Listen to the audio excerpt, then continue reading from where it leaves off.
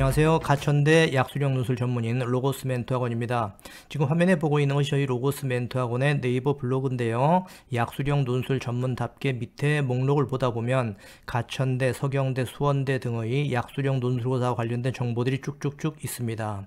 하지만 오늘 설명하려고 하는 것은요. 2021학년도 가천대 가장 대표적인 학생부 종합전형인 가천 바람개비 1의 수시 등급과 함께 충원합격 인원을 소개하려고 하는데요.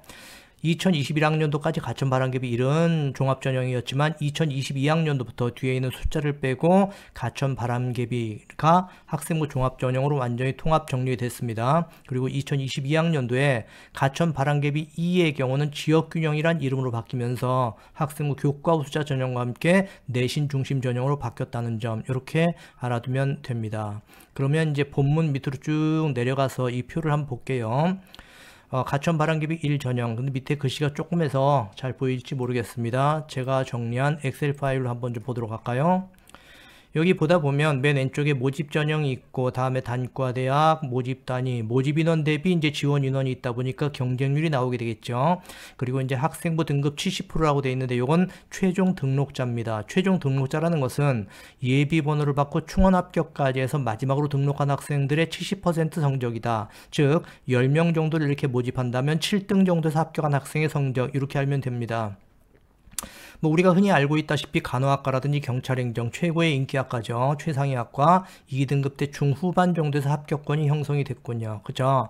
그리고 이제 컴공이라든지 신소재공학이라든지 심리학과, 미디어 커뮤니케이션 3등급 내지는 3등급 때 초반 정도에서 합격권이 형성됐습니다.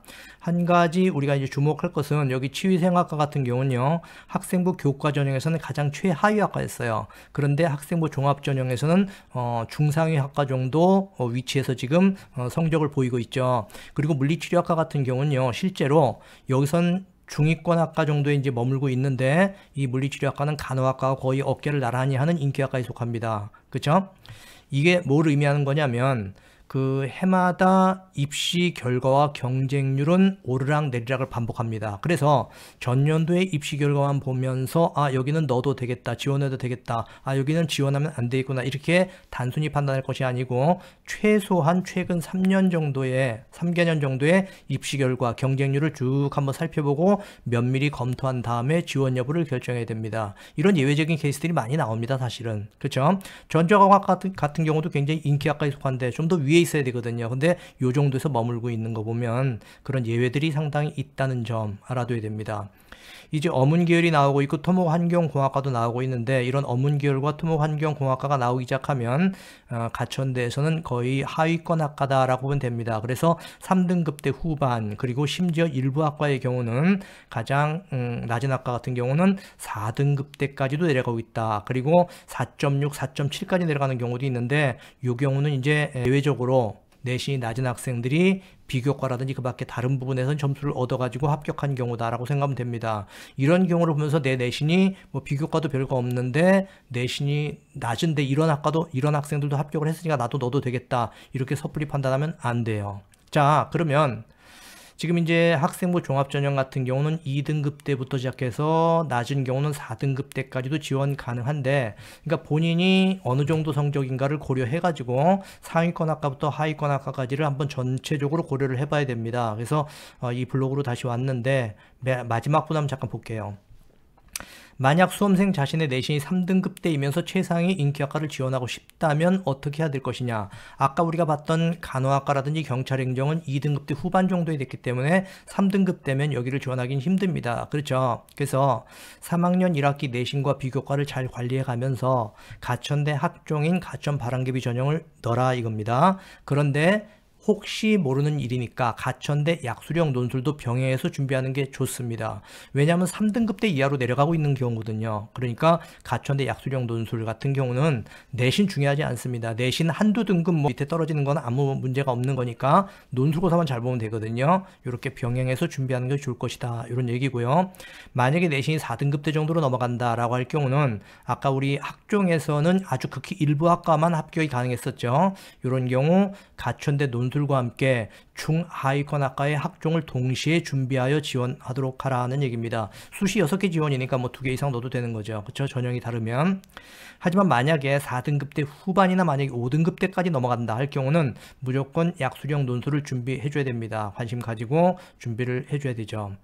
학생부 우수자 전형이나 학종은요, 실제로 학생부를 관리를 쭉 해나갑니다. 그러다가 원서 접수가 끝나고 나면 특히 종합전형 같은 경우는 면접 준비를 하면 돼요. 그렇기 때문에 3학년 1학기 들어서서 특별히 어떤 준비를 해야 된다거나 그리고 까다롭고 뭐 이런 과정은 없습니다.